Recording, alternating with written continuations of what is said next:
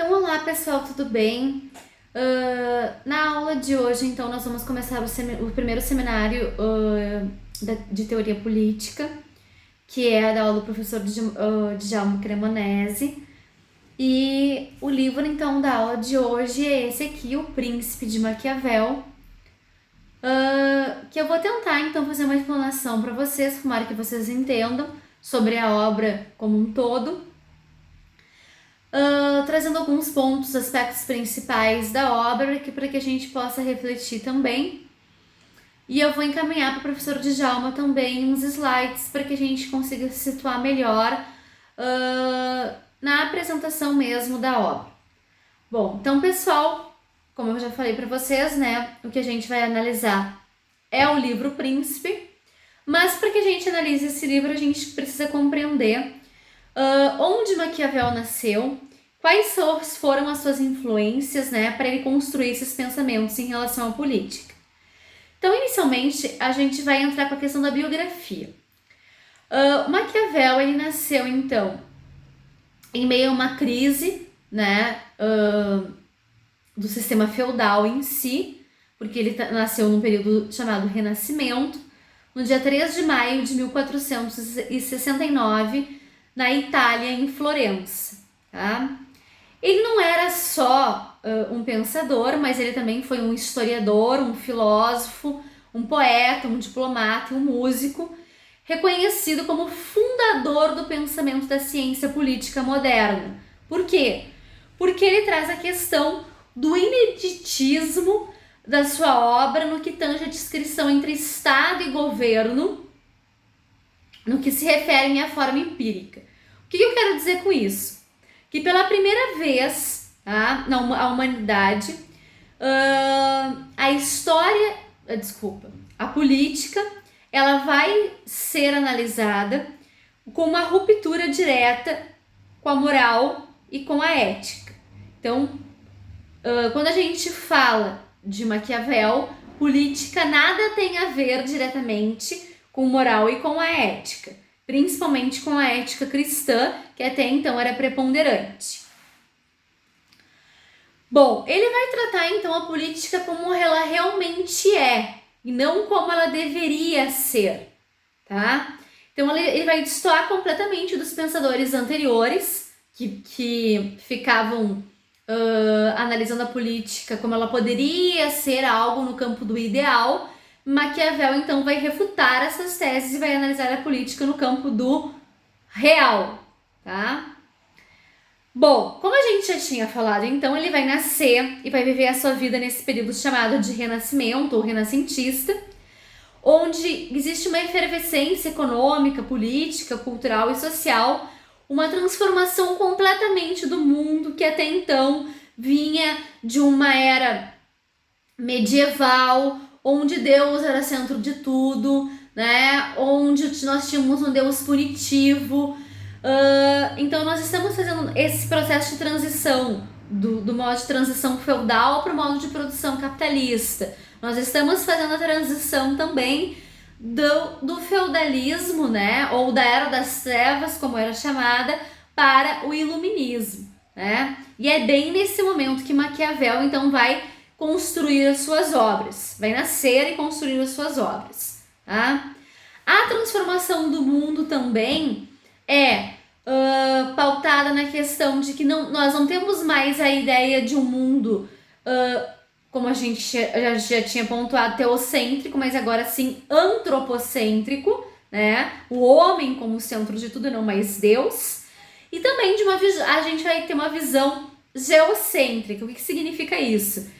Que a Terra, né, ela uma visão geocêntrica para uma visão heliocêntrica, que significa que a Terra, então, deixa de ser o centro do mundo, e no heliocentrismo, o que passa a estar no centro do mundo é o Sol, certo? Então, uma questão de iluminar os pensamentos, digamos assim, tá? Então, várias questões científicas, filosóficas começam então a acontecer com esse renascimento. O mercantilismo capitalista, a ascensão da classe burguesa também é evidente, e vai ocorrer inevitavelmente, várias modificações do pensamento humano, pautado agora no nascimento também das universidades laicas, tá?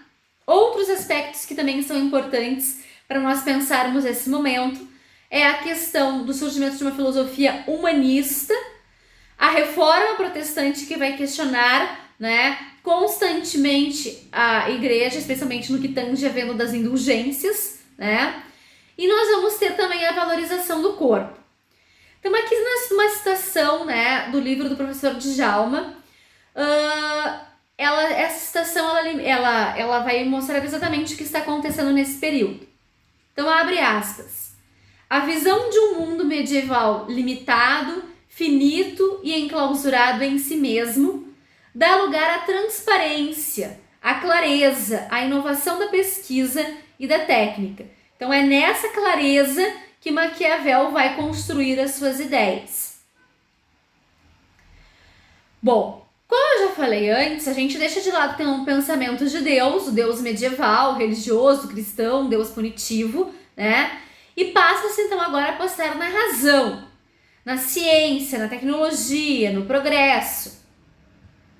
Então, sendo assim, invenções que foram importantes para essa época também é a invenção da bússola e a descoberta da pólvora, que auxiliaram na questão das grandes navegações, né?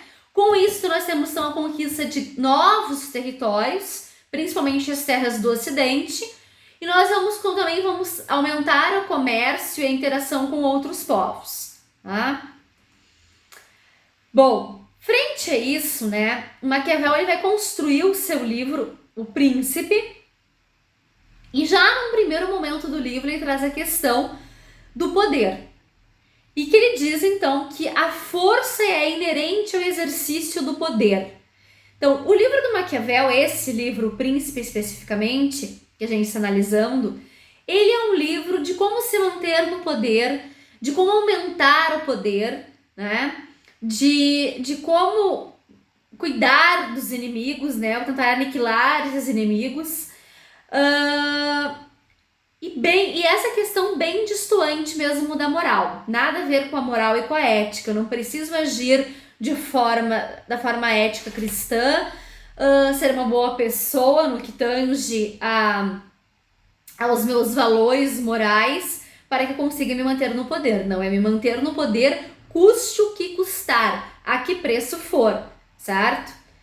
Então, a todo momento no livro, né, Maquiavel vai trazer essa questão de que o poder é central, que o poder é inerente à guerra também, tá? E que a guerra é inerente ao poder, e que nós precisamos, então, analisar agora a política pautada na razão. Quais são os fatos, né? O que de fato aconteceu que vai iluminar esses pensamentos do Maquiavel, tá? O período, então, que o Maquiavel está analisando é um período em que a Itália, economicamente, ela encontra-se bem, né? Mas o problema para ele, nodal também, é que ela não está unificada, tá? Então, a preocupação do Maquiavel é a questão da unificação da Itália, que a Itália não consegue se transformar em um estado de fato e ainda ela é pautada em pequenos feudos e não tem ainda uma unificação, certo? Então, como é que Maquiavel vai construir as suas experiências, né? O seu pensamento em si? Vai ser a partir da sua experiência real, porque durante anos ele foi chanceler, certo?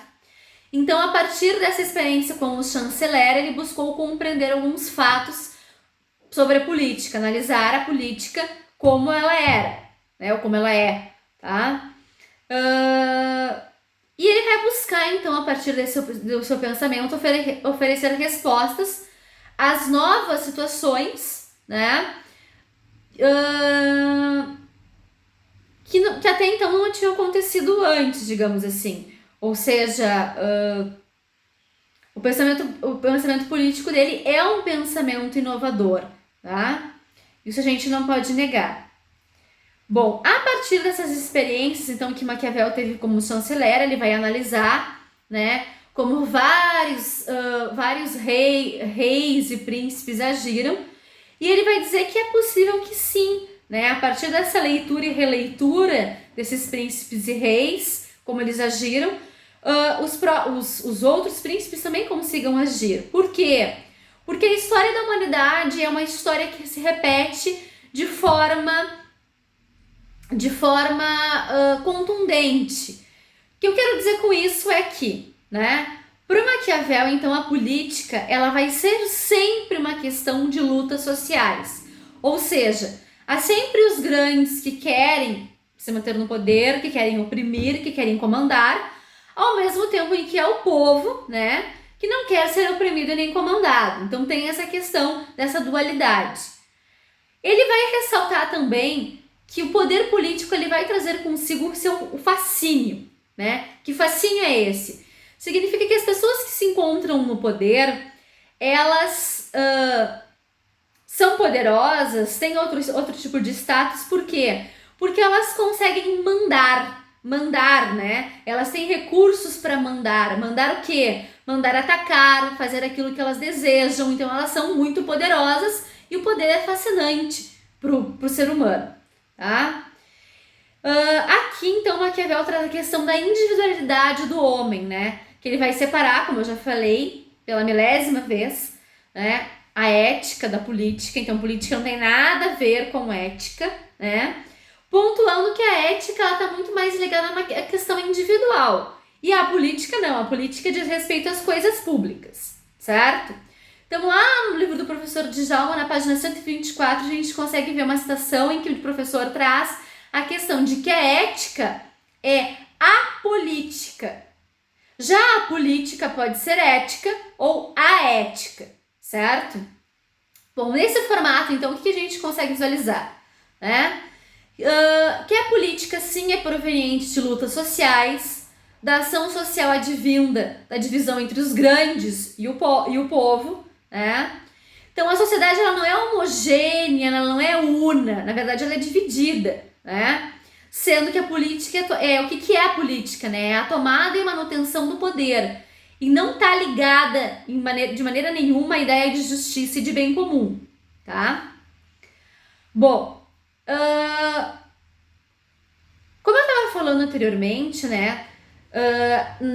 No livro do Maquiavel, ele vai dizer então que com as experiências que ele analisou das guerras passadas, né, de vários outros príncipes e reis, ele diz que é possível que o príncipe atual, digamos assim, ele consiga se manter no poder e aumentar o poder analisando isso, né, essas questões históricas. Mas por que é possível? Né? É possível porque, para Maquiavel, né, as realidades políticas, elas se pautam, obviamente, nas pessoas, certo? E para ele as pessoas não mudam.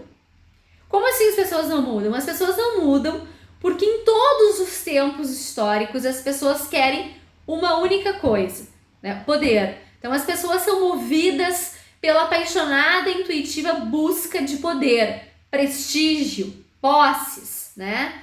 O que faz com que as pessoas sejam sim ingratas, volúveis, dissimuladas, covardes diante do perigo e ao mesmo tempo são ávidas diante do lucro, né? Então, durante toda a sua obra, Maquiavel vai fazer o quê? Buscar compreender, né, como então as organizações políticas se fundam, se desenvolvem, persistem e decaem. Então, como eu falei para vocês, o príncipe ele pode aumentar o tempo de duração das formas de convívio entre os homens e manter-se no poder desde que ele estude, né, e que ele compreenda a história passada, porque a história, como a gente já falou, se repete e os homens sempre querem a mesma coisa, né? Com isso, o príncipe ele consegue prever os acontecimentos que podem se suceder. E aí, dado que a natureza humana é imutável, como a gente disse, ele pode utilizar das mesmas medidas, das mesmas iniciativas, dos mesmos remédios que os outros governantes já se utilizaram para sanar o problema atual, certo? Então, o que significa para o Maquiavel possuir o poder, né? Significa a possibilidade de ser obedecido, o que gera também a detenção da faculdade de permitir. Então eu mando e sou obedecido, ou eu estou numa situação de poder e eu posso permitir que as pessoas façam determinadas coisas ou não. Tá? Então o poder é viabilizado através do uso da violência. A violência está também junto com o poder. Tá? Não de uma forma nua e crua, assim, descarada, mas através da ameaça. A ameaça é um elemento importante nisso, certo? O poder de ameaça. Desse modo, então, a força ela se sobressai como determinante do poder, uma vez que quem detém o poder também detém a possibilidade de represálias, né? E pode, por sua vez, então, sancionar, ameaçar, punir e até mesmo matar individual ou coletivamente. Então aqui a gente vê novamente que Maquiavel mostra que para que o poder, estar no poder, custe o que custar. Se eu tiver que matar, eu vou matar. Se eu tiver que roubar, eu vou roubar. Se eu tiver que agir com outras formas que não são bem vistas, mas eu me mantenho no poder, está correto, certo? A força que ele fala aqui, né, ela pode se apresentar como força física, bruta, militar, religiosa, econômica, independente da força, né? Mas a força é importante. Então, diante desse cenário, a manutenção e o aumento do poder está diretamente ligado ao ato de fazer guerra, né? Eu posso fazer guerra, tá? Então, essas basicamente seriam as ideias gerais da obra, O Príncipe, né? E agora eu vou pontuar um pouquinho melhor para vocês de forma mais detalhada e minuciosa a obra, em algumas partes assim, tá? Bom, a obra O Príncipe, então, ela foi escrita em 1513, mas ela só foi publicada em 1532, que foi 5 anos após a morte de Maquiavel. É um livro, então, que busca ensinar como a arte da guerra, né? Sempre prevalecendo essa ideia do conquistar, do aumentar e se manter no poder, né? Maquiavel também traz a questão dos riscos que são de estar no poder, né? Porque o poder também, estar no poder também representa riscos. Bom, o livro, então, ele possui 26 capítulos, certo? Que a gente pode subdividi-los em cinco sessões, digamos assim. Então, primeiro, Maquiavel vai apresentar as diversas espécies de principados e do modo como o poder pode ser adquirido e mantido. Posteriormente, ele vai trazer uma discussão sobre a organização militar do Estado. Vai trazer o debate sobre a conduta do príncipe, e aqui então é importante como o príncipe deve ou não deve agir, né? As características do príncipe, as qualidades do príncipe. Vai aconselhar sobre os assuntos de especial interesse do príncipe. Por último, então, ele vai analisar a situação da Itália da época, que visa justamente essa questão de que a Itália ainda não é, né, um Estado nacional, não conseguiu ainda se unificar. Bueno, daí na visão de Maquiavel, então, a gente tem o quê? Quando ele fala de estados, ele fala que os estados podem ser repúblicas ou principados. Então, ele já traz aqui alguma ideia de república, certo? Quando ele fala dos súditos, o que ele fala?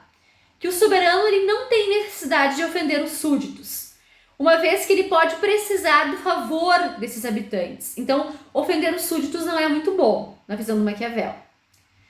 Quando as monarquias são novas, que é outro item que ele traz, ele diz que é preciso tentar, porque os homens eles mudam de governantes com grande facilidade, né?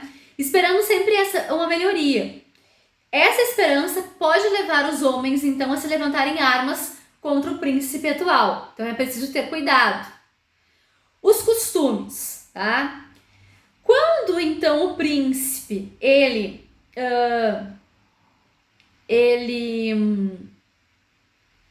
conquistar um povo onde houver divergência de costumes, né?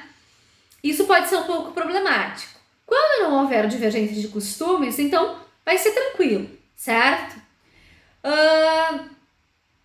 Claro, quando, por exemplo, a língua, as leis forem diferentes, as dificuldades vão ser um pouco maiores. Para isso, então, são necessárias boa sorte e habilidade. de modo a manter-se no poder. Será mais fácil o soberano se manter presente naquele território que ele recém conquistou, tá? Formar uma residência ali, para que ele consiga enxergar de perto o que está acontecendo, as possíveis ameaças. Então, isso tornará o seu domínio mais firme e durável. Assim, estando o soberano presente, os distúrbios serão rapidamente percebidos e corrigidos, uma vez que os súditos poderão ter acesso direto ao soberano, certo? Bom, o que Maquiavel mais traz em relação a isso, né? Em relação a esses aspectos, então Maquiavel vai descrever que, se quiserem agir com lealdade, os súditos, né, eles encontrarão mais razões para amar o príncipe, se tiverem se tiverem inclinação contrária, terão mais motivos para temê-lo, porque ele está ali presente, ele reside ali, certo? Nessa questão de amar o príncipe, temer o príncipe, odiar o príncipe, a gente precisa ter fazer um adendo, né? Porque Maquiavel traz várias vezes na sua obra que o príncipe, ele deveria ser amado e temido, nunca odiado. Agora, se não for possível que ele seja amado e temido ao mesmo tempo, então que ele seja temido, porque as pessoas, pelo menos, elas vão respeitá-los, tá? A conquista, então, quando o Maquiavel fala de conquista, ele traz algo isso como natural, né, comum, e que sempre alguém que é um conquistador é visto como alguém que é louvado e jamais censurado, tá? Perante as suas conquistas, o rei, ele precisa então, para com seus novos súditos, para com esse novo território, como eu falei, ou tratá-los bem ou aniquilá-los, porque senão eles vão ser um problema para o rei, certo?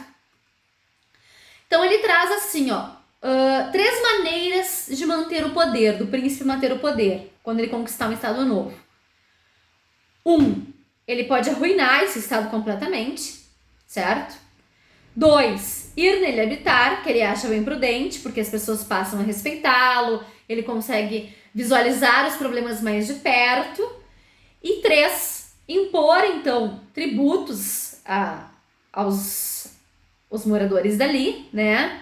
Organizando um governo de poucas pessoas, mas que possam ser mantidas amigas e sempre avisar o príncipe de tudo o que está acontecendo. Então, são essas 3 possibilidades. Ou ele arruina, ou ele vai habitar lá e fica de olho nas pessoas, ou ele cria algumas amizades e façam que essas amizades fiquem lá, que sejam amizades fiéis, e essas amizades então digam para o príncipe tudo o que está acontecendo. Bom, como já falado então antes, né, aqueles príncipes que vão conquistar, né, os seus principados com algumas dificuldades, eles vão conseguir, ao mesmo tempo, também se manter melhor lá, porque eles trabalharam mais por isso, né? Então, aqueles que se tornam príncipes pelo seu valor conquistam domínios com dificuldades, mas os mantêm facilmente, que era o que eu estava falando para vocês. A dificuldade ela vai se originar justamente nas inovações que ele é obrigado a introduzir e que muitas vezes nessas inovações ele vai ter que se utilizar da força, certo? Então, aqueles que se tornaram príncipes por sorte, eles vão empregar bem pouco trabalho nisso, e aí é mais custoso para eles se manterem no poder, porque eles chegaram lá por dinheiro ou pela força alheia, então as pessoas vão ter mais, digamos, um rechaço em relação a eles, do que aqueles que chegaram lá conquistando mesmo e trabalhando mesmo, certo? Bom, aí Maquiavel também traz as pessoas que chegam ao poder com atos criminosos, né? Bom, não se pode achar meritório o assassinato de seus compatriotas, a traição dos amigos, a conduta sem fé, sem piedade, sem religião. Esses são métodos que podem conduzir ao poder. Sim, eu posso chegar ao poder fazendo isso, mas eu não consigo a glória fazendo isso, tá? Aí aqui a gente pode de novo fazer essa relação com a questão do ser temido e não odiado, certo? Para estar no poder. Odiado é muito perigoso. Então, ao tomar um estado, deve definir todas as crueldades que necessitará cometer e praticá-las de uma só vez, evitando ter de repeti-las a cada dia. Assim, ele vai tranquilizar o povo ao não renovar as crueldades, seduzindo-os depois com os benefícios. Então, se ele tiver que fazer alguma coisa cruel, que ele faça tudo de uma vez só, para que ele chegue ao poder, custe o que custar. E os benefícios, então, diferentemente das crueldades, eles têm que ser dados a conta-gotas, de pouquinho em pouquinho, gradualmente, para que as pessoas fiquem mais felizes, digamos assim, tá? Então, a questão dos castigos e punições, né, eles devem ser cometidos todos ao mesmo tempo, de modo que assim os súditos se sentirão por menos tempo, digamos, ofendidos, certo? Bom, continuando então.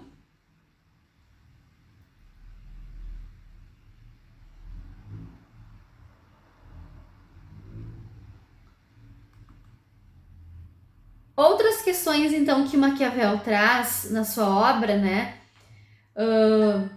De como o príncipe deve agir. Só um minutinho aqui. São as qualidades do príncipe, né? Então, quais são as qualidades que o príncipe deve ter? Ele vai elencar essas qualidades, né? Então, primeiro, o príncipe tem que ser prudente, evitar ser desprezado ou odiado, que era aquilo que eu falei para vocês, né? Antes temido, mas não odiado. Preferir ser considerado clemente, não cruel. Contudo, não deve incomodar-se com a reputação de cruel, tá?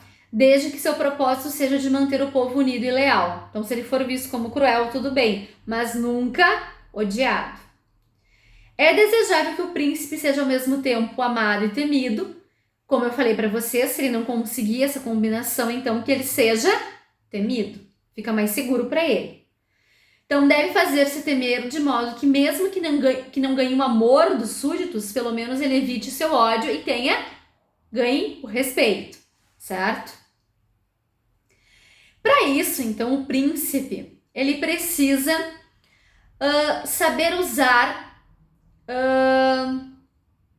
a sua inteligência, a sua astúcia, também ser feroz quando necessário, que é quando ele traz, então, no príncipe, a questão da ideia do príncipe ser um leão e uma raposa ao mesmo tempo, né? Ou seja, saber utilizar os mesmos procedimentos dos animais, né? Lei e força, tá? Então, sentido de respeito do leão, né? A questão da inteligência, né? Então, ser um leão, tá, ao mesmo tempo feroz e inteligente, ser uma raposa, né? Que às vezes vai agir de uma forma um pouco inescrupulosa, digamos assim, tá? Então, as coisas que o Maquiavel traz são duas palavras específicas para falar do leão e da raposa, né? Que é a virtude e a fortuna. Tá? Então, o príncipe ele precisa agir com sagacidade, com inteligência, tá? Ou seja, saber quando agir e quando deve recuar, quando deve manter ou quebrar algum acordo, quando deve fazer um acordo e quando deve declarar guerra. Ele tem que saber isso, certo? E também tem que ter ao seu lado a fortuna, ou fortuna, mas que traduzida do italiano é literalmente fortuna. Que a fortuna representa, assim como a virtude, uma das formas de aquisição do poder, tá? Então, mas a fortuna, contudo, ela não vai representar, ela não garante a estabilidade como a virtude, certo? Mas ter virtude e fortuna é muito importante. Agir como o leão e a raposa, né, é muito importante. Então, ser inteligente, ser feroz, ter astúcia, certo? O príncipe precisa dessas questões também. Bom, ele deve também demonstrar para o povo que ele é um príncipe piedoso, que tem fé, né? Que tem integralidade, humanidade, religião. Quando ele governar, as suas decisões devem ser irrevogáveis, porque isso vai suscitar para ele prestígio e estima, tá?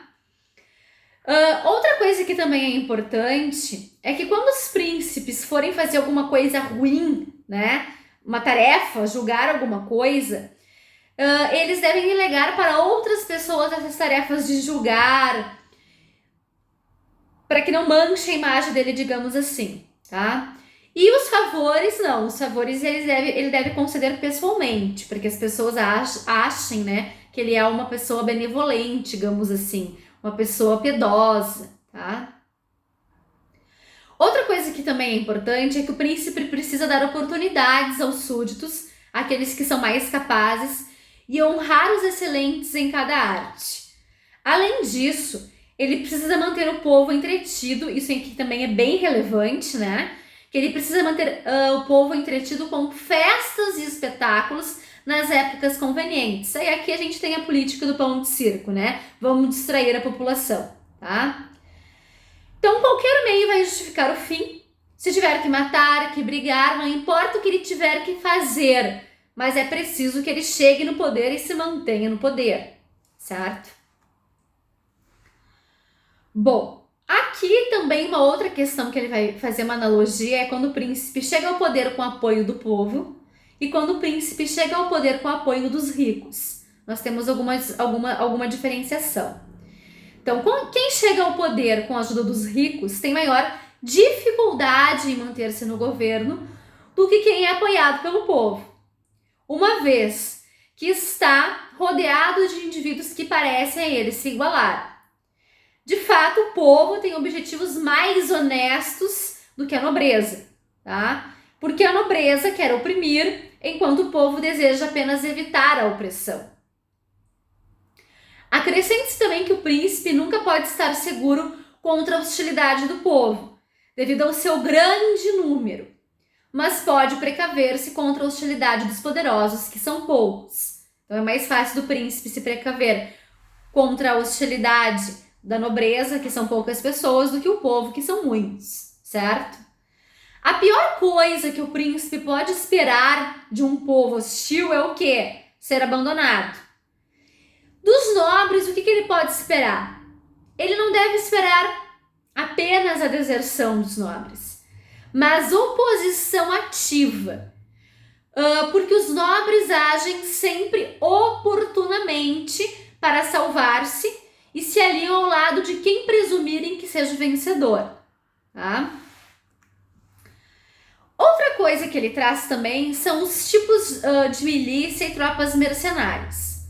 O que ele traz que é bem pontual assim, ó? Ele é completamente contra isso, a gente consegue ler no livro, né? As tropas milicianas, os exércitos de milícia. Porque ele disse que ou mercenárias, digamos assim, né? Porque essas tropas mercenárias, elas não são leais, elas são pagas, e assim como elas são pagas por um príncipe, elas podem ser pagas se vender para outro príncipe, então elas não são leais. Então, para te governar mesmo com braços e punhos de ferro, digamos assim, né, é preciso que o quê? Que o príncipe estabeleça boas leis e tenha bons exércitos. E os bons exércitos excluem as tropas mercenárias. Os exércitos têm que ser de tropas próprias, tropas fiéis, que lutariam e morreriam pelo soberano. Já os mercenários, a gente não sabe como é que eles vão agir, certo? Então aqui é o que ele está dizendo, né? As tropas mercenárias e auxiliares são prejudiciais e perigosas, uma vez que não são seguras, pois seus soldados são desunidos, são ambiciosos, sem disciplinas e infiéis, ousados entre os amigos e covardes perante os inimigos. Não temem a Deus, não são leais aos homens, né? Então, o que eles lutam por um salário, na verdade, não são capazes de morrer pelo soberano, como a gente estava pontuando antes. São tropas mercenárias, não são bem-vindas na visão de Maquiavel, tá? O príncipe, ele necessita, então, do favor do povo. Ele deve manter sua estima, né? o que vai ocorrer, ele vai ter a estima do povo desde que ele não oprima muito esse povo, certo? Então, assim, ele precisa agir de forma prudente. Procurará pelos meios pelos quais seus súditos necessitem sempre do seu governo. Então, ele tem que agir de uma forma que os súditos achem imprescindível aquele príncipe ali, em todas as circunstâncias possíveis. E assim, então, os súditos sempre lhe serão fiéis, certo? E por último, então, tá? O Maquiavel vai trazer um capítulo onde ele vai dizer, né? Fazer uma análise do cenário da Itália e vai dizer, então, que aquela pessoa, ou aquele soberano que seguir esse manual, o príncipe, né? Ele vai ser bem sucedido, tá? E que a ruína de um principado, ela se dá basicamente pela incompetência do soberano. Se o Estado ruir, é culpa, sim, do soberano. E o êxito da nação, aqui no caso ele está dizendo, então, né, da Itália, né, de Florença, na Itália, será alcançado somente com a união dos exércitos e a expulsão dos bárbaros liderados por um grande líder. Então, o príncipe tem que ser um grande líder, uma grande figura, certo? Então, aqui a gente também tem a questão dos 10 mandamentos que a gente poderia tirar do livro do Maquiavel, né? Quais seriam eles, então? Seriam mandamentos que ferem a moral, mas que, observem, não ferem a política, tá?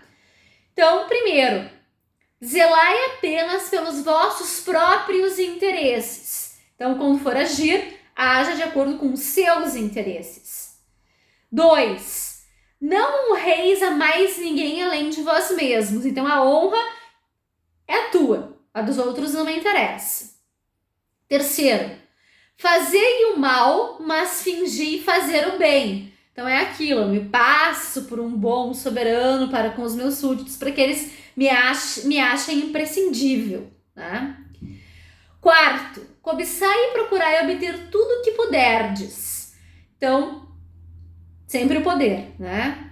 Sede miserável. 6. Sede brutal. Então, quando tiver que ser brutal, seja brutal.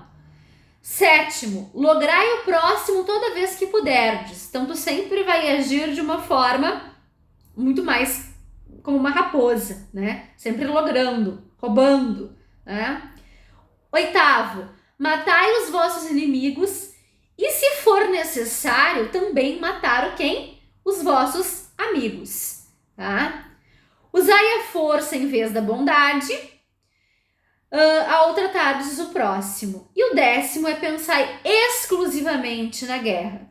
Então, eu sempre tenho que agir pensando em mim, na minha posição de poder, certo? De me manter no poder, de estar no poder, de conquistar mais e mais e mais poder. Bom, surgem daí as expressões maquiavélico e maquiavelismo.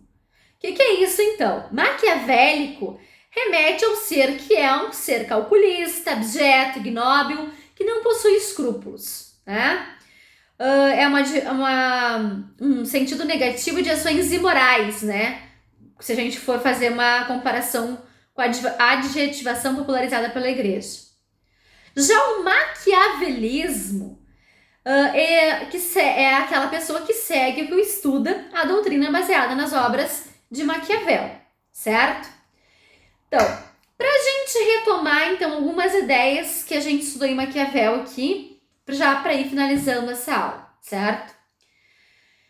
Lembrando, então, primeiro, o príncipe jamais poderá ser odiado. Se não conseguir ser amado e temido, deve ser temido, né? O homem é sempre igual, né? Independentemente da época. O que o homem é? É, sim, ingrato, volúvel, covarde, ambicioso por poder e por dinheiro, e ele quer chegar lá no poder a qualquer custo, independentemente de que meios ele vai utilizar, certo? Terceiro, a política tem que estar completamente separada da moral e da ética, que a gente já falou várias vezes nesse vídeo, né? devendo ser realizada com base no quê? Na realidade, em fatos concretos, né? Então, quando a gente fala em Maquiavel, a gente fala em realismo, né? Então, a política como ela é, não como ela deveria ser. É aquilo que é, tá? Maquiavel, então, ele fundou um pensamento político mais moderno, como a gente viu, né? Buscando compreender e esclarecer a política real por meio dos fatos e das ideias concretas. A política, a gente já viu também que ela tem como objetivo o quê? A manutenção do poder político de Estado.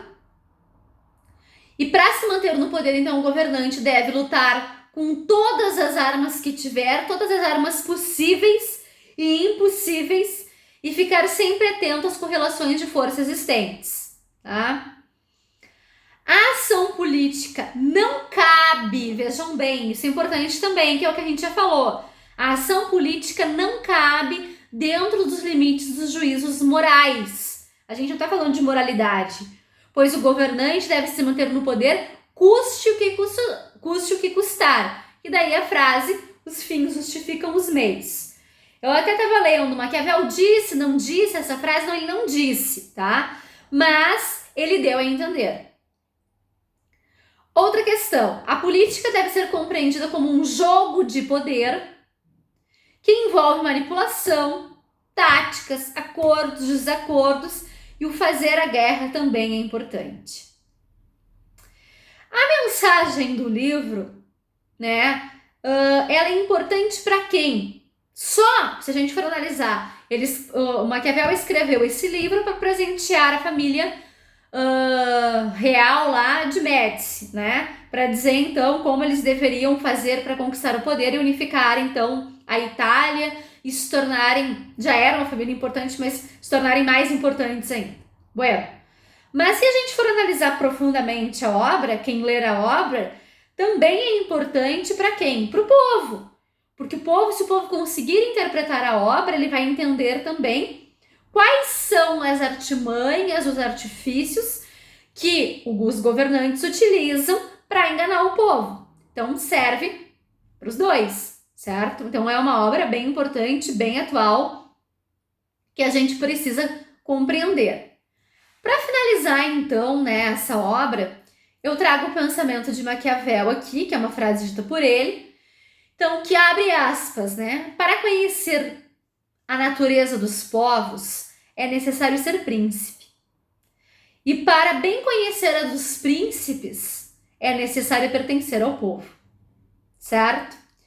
As minhas referências bibliográficas utilizadas aqui, então, é o livro Fundamentos da Teoria Política, do professor Djalma Cremonesi, que foi lançado esse ano, em 2020, da editora Apres.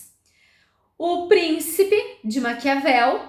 A obra, então, eu li este daqui, que é comentado por Napoleão Bonaparte, certo? Eu também li os discursos sobre a primeira década de Tito Livio, para dar uma complementada nas ideias. Eu li também Skinner, né, a parte que ele fala do Maquiavel, nos capítulos 2 e 3, e também as fundações do pensamento político moderno também do Skinner, Quintin Skinner. Então eu espero, pessoal, que vocês tenham compreendido a minha ideia, a ideia que eu consegui abstrair, né, da obra de Maquiavel, e que a gente consiga então ter um debate profícuo, né, no nosso próximo encontro. E eu fico à disposição, então vou deixar meu e-mail também, para que a gente consiga então trocar algumas ideias. Eu agradeço então pela paciência e compreensão de todos. Então até a próxima aula.